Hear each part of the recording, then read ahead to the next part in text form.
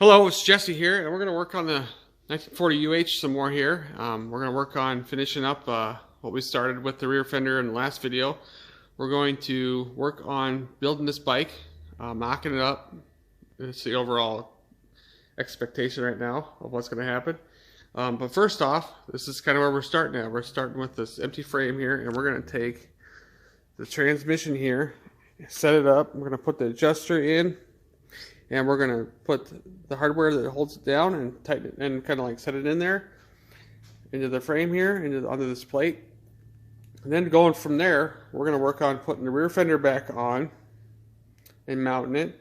And then from there on, we're going to work on putting the oil tank and battery tray piece all together here and mount it to the fender as well. And then that's kind of be what's going on right now. But going forward, we're going to, like I said, we're going to build this bike complete before we decide to take the fenders and tanks in and have them painted. So first of all, we got to get everything to fit right. Again, because I mean everything else should fit pretty good, but the fenders and the tanks and stuff, they're all new to the bike. So this frame anyway. So anyway, hope you enjoy all this coming up. So all right, so before we're going too far forward here with putting the transmission in, I think I'm gonna have to correct something here. So on the first segment, first part one, I talked about putting this plate in here, and I managed to put the bolts in upside down. Now I referenced off of some pictures of some bikes that I believe that were originals, but they might not have been. But I've came across a few more pictures and some more research that shows they go in the other direction, like the print says and shows. So I mean, it's just probably one of them things where that bike that I was going off of had got taken apart at one time and they put them in wrong. So I'm sorry that I caused this confusion here, but I think going forward I'm going to flip these over and have the bolt go down instead of going up like this. It also makes logical sense that if any water was to get in here, it wouldn't sit in these threads area. It would sit on the head instead. That might be another reference why possibly it would have been that way to begin with. But like I said before in that part one, there's really no actual instructions on how to restore bikes that shows this in particular little key part of the bike that I've came across yet. So, but I'm just going off of some original looking bikes and what they have done. So this is an ongoing struggle with some of that stuff because there's a whole lot of information out there. But enough said. I'm just going to switch them over. And I'm sorry I misled anyone in this direction because I'm not a professional by any means. I'm not trying to become one or play off as I am one or not, but we all make mistakes. So I'm glad I caught this and someone brought this to my attention that I needed to fix. So this is going forward here. Like I said, I'm going to fix this. There we go. Kind of flipped over. I feel better about this. I thought about it for a while because we had it sitting around for a while and the mistake kind of like I made. But anyways, according to print, it did show the references. It did show the bolts going down, and I should have copied the print because a lot of times I do. I don't, yeah, so it's just, it is what it is, I guess. But anyways, I have it all set up just right. Got hex nuts up here. They're castellated with a cotter pin coming through, just like it shows. And then no washer and a bolt on the underside. And then a bolt going to the top, a lock washer and a hex nut in the bottom. And the ones that go into the posts here, the bottom piece, they're a hex head bolt with a lock washer. So that's it right there. So anyway, I gotta finish tightening these two up though. But other than that, we're about ready to go on ahead and put the transmission here and start fitting it.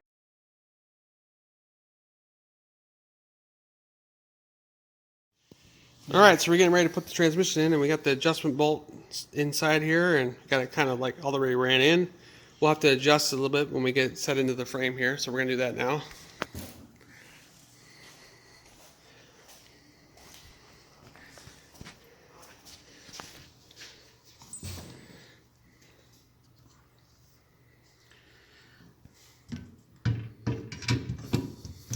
We gotta go down the front's catching up here.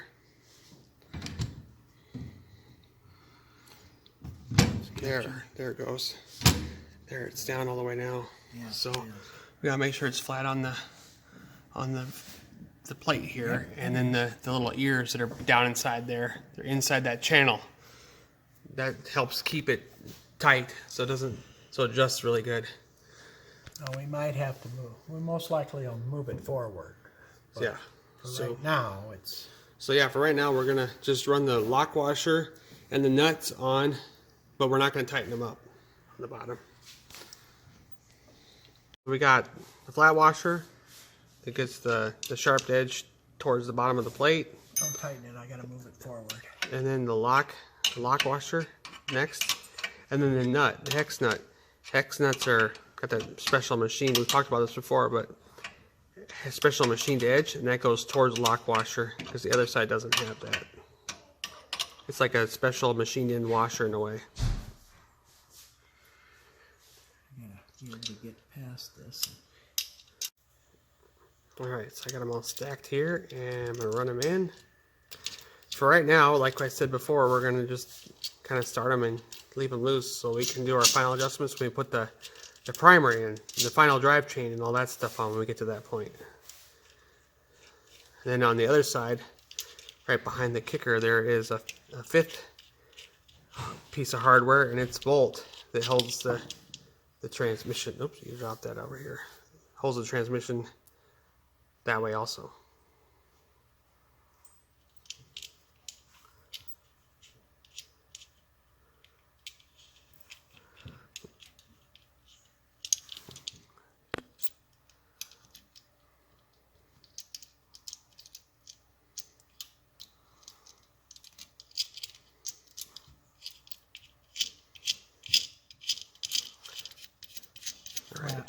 Up against the lock washer. Yeah, and originally all this hardware was all Parkerized, so we're putting all kind of original like stuff back in here.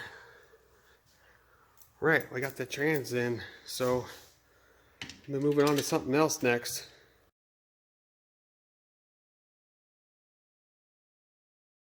The oil tank group has a group of parts that kind of all sandwiched together. So we have a special spacer in the front, this plate here, and then this back piece here that mounts to the fender, and it gets held down with a 064 bolt and 259 lock washer and a 117 hex nut in the back here.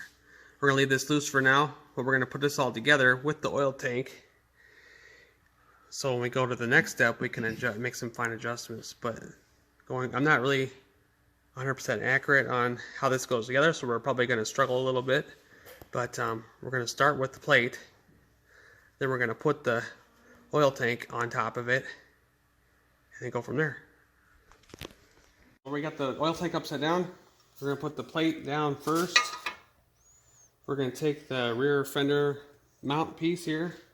We're going to take the bolt, slide up from underneath here, and slide up from underneath. A lock washer. And then the machine side of the nut, of course, going down. And we're going to leave it loose.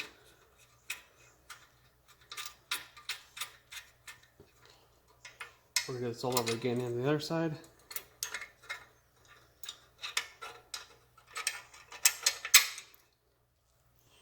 Lock washer. Flat side of the nut down. Yeah, the machine side. There it is, the side. And then that down.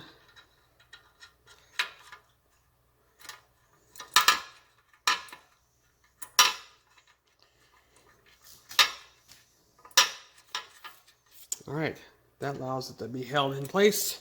When we flip it over, we don't have to fight it that much. Hopefully this works. So, next, flip it.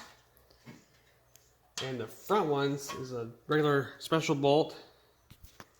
And the print shows the number, and then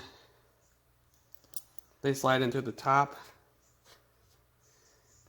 like so, and then the spacer gets put underneath. This threads into the frame.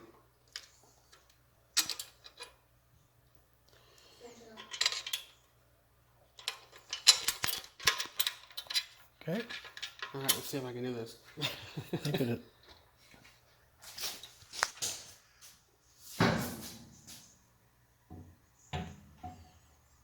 Good thing the fender isn't in there.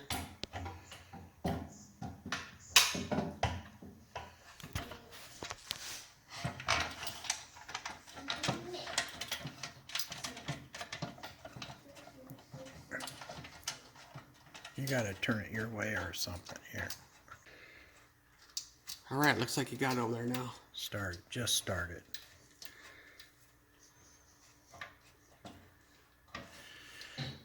Here, let me hold the tank now, and you go ahead and. All right. There's a 1/2-inch wrench laying down there if you wanna.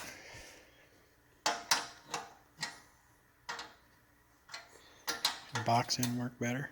So now going forward with this, what we'll do is probably leave the transmission and stuff, and I've said this before I think, and then the oil tank will stay in. But we're going to try to fit that rear fender one more time, because we're getting it ready to paint. Then we'll move on from there, like put the rear wheel in and stuff like that, so we can get it off the lift, move it around on its wheels. Yeah, some of the stuff will stay in. And then we'll move on to maybe putting the bottom end in finally. We got to fit the tanks. Working our way forward, we got to put the front end on, of course. All right, it's loose yet, so we can adjust it. Go ahead and walk around.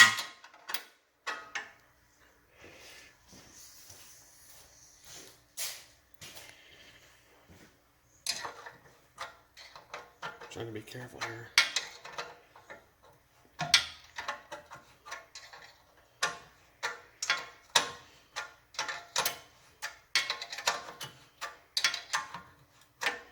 Alright, starting to engage the lock washer, so just let it sit there for now.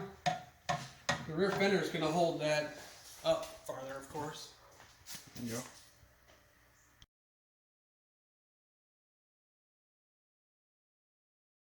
So we're going to work on putting the fender on. We already did this once in the previous video, but so we're going to just skip ahead. But we're going to work on it right now. Line up with these holes. Yeah, we got to make sure all that stuff lines up. And we're going to leave it loose again so we can make our final adjustments where we think everything's going to be at.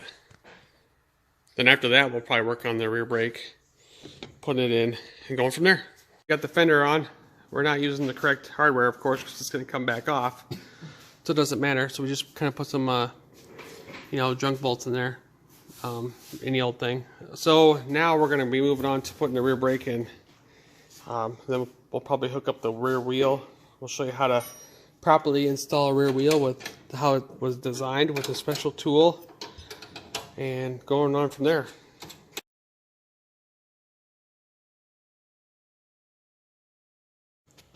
Alright, so installing the rear brake.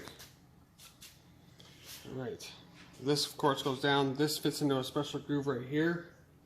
It locks it so it doesn't rotate when you apply the brake, and then so it just slides in through.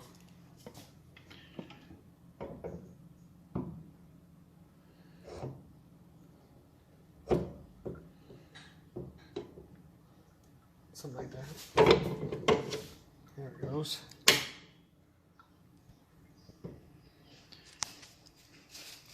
Now on this side we get I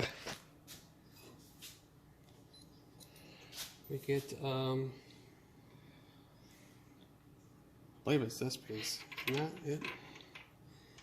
Alright, yep, that's correct. It goes like that. Just kind of second guess it because, I don't know, just do that sometimes. This is your space where your adjuster rides up against, like so. And then next we put the hex nut on, which holds this all together. Because this is a removable wheel, this stays attached to the frame pretty much at all times unless it needs to have maintenance done to it. So we'll leave that kind of loose right now. I got it tight, but it's still not tight enough.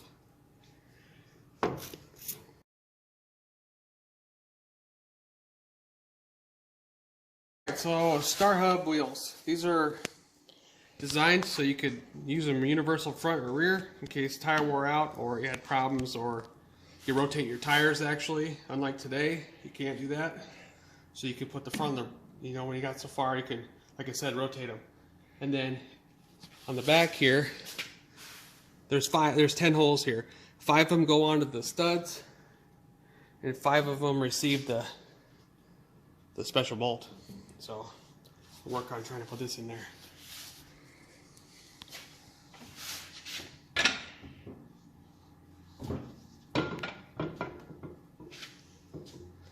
I'd have to raise it up a little. Yeah, looks like we're gonna have to. Okay, go ahead and the drum in here, air removed from the tire. We're able to get by here, and then we go up in here. We gotta like lift up because we gotta kind of angle it a little bit.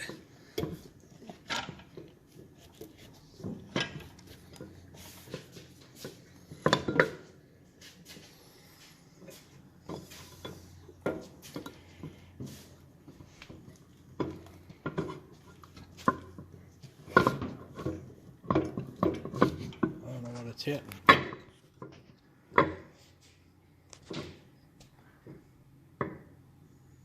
Alright, so we had to stop it there for a minute, so I need an extra hand. So with it being in here, we're going to slide the spacer in, and because we haven't put the bolts in yet, I'm going to show you that in a minute, but we want to have this thing centered. So hopefully we can get this in here like this. Should be able to. Okay.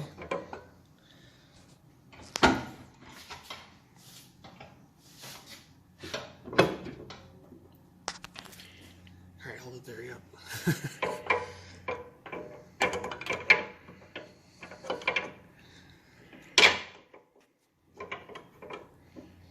Can't see nothing, but yeah. It was a little bit, needed an extra hand again to hold the wheel back all the way. So, anyways. Now this is how the special tool is used. So we put the special tool, they made an opening, extra extended opening back here so you could slide this tool in through here, through the star hub, and to tighten it down. So you didn't have to use like, it's a special tool so you didn't have to use weird stuff to, well, it wasn't right. And then what we're doing is we'll just start them all. can't see it, but you can see it from here. Come on this side. So it's designed to clear all this and make it easy to interchange. You can do it the other way. You can leave it all together and take it apart, but this is how it was designed. Doesn't mean we have to put it together like this, but why not? Then we rotate. Yeah, we just rotate it to the next one and go 180. No, 180 apart. Yeah. Okay. Otherwise, you could draw it crooked. Yeah, that's the whole reason why we put the axle so we could keep it straight. So let's do a star configuration of tightening to keep it straight as well. Alright, so I'm going to do this to the rest of them. And that's how this tool gets used. Alright. Now, after you got those two snug, you can just probably do all of them.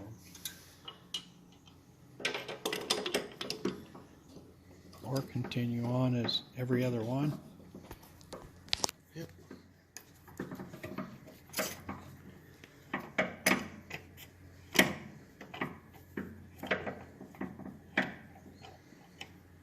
This hub being repainted, it suppose there's paint and freaking threads. Alright.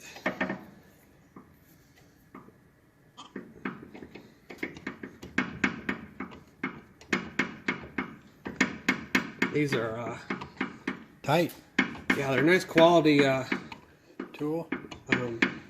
No, I'm talking about the bolts. These are Colony reproductions, and they're exactly like they were.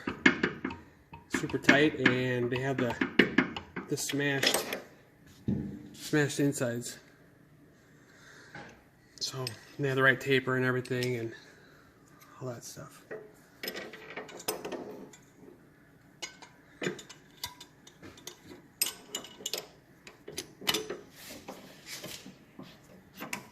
Of course, the front will be a lot easier because we don't have this big old bulky frame piece right here.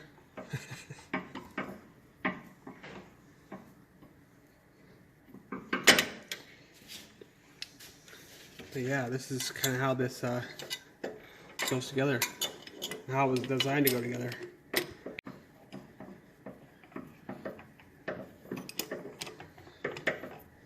And we'll come back by and torque them all down when we're ready.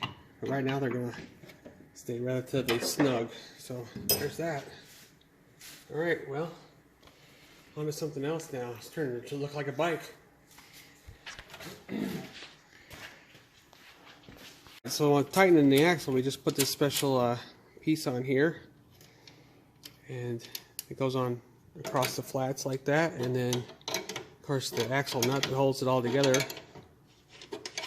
goes on there like that. And then we'll torque this down. Book says securely, so we're gonna put a number behind it with a torque wrench. So yeah, there we go. So far we've installed the transmission, the oil tank, the battery tray, lower plate there, and then the rear fender, the rear wheel, the rear brake. I think we're going to end this segment here for right now, because the next segment is going to be a pretty large one. It's going to be installing the front end. So moving on to that, we'll go over installing the bearings, setting the free play, left and right travel. We'll be installing the handlebars, of course. We'll be doing the crown nut and the dampener and going on from there. But I'm pretty sure that's going to be a long segment. And so to make this video kind of a nice bearable length and enjoyable, I was going to stop this for now. But hope you enjoyed everything so far. It's going together good. The other thing that we need to do when we get farther along on this is we got to install the coil mount. Now we could have done that before we put the oil tank on, because we can't do it now, but because you can do it two different ways. We're not done with this, as everything's loose yet. Once we take the rear fender out, this is going to tilt back and allow us to put the U-shaped clamps through here and attach our original style coil that's supposed to belong there. So, but anyways, it's starting to look good. We're using all the correct hardware, the correct finishes that were out in 1940. So emphasis on the Parkerized and all that stuff, and then the plain machined head bolts, because that, like I've said before in other videos, the 1038 CP or the 1035 CP didn't happen till mid 40s or so. So according to the Palmer book.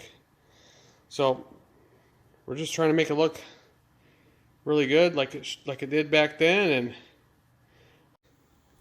well, anyway, I hope you enjoyed everything here, and we'll see you again soon the next time we work on something around here. And it's exciting. That's all I can say. So see you again soon. Thanks for watching.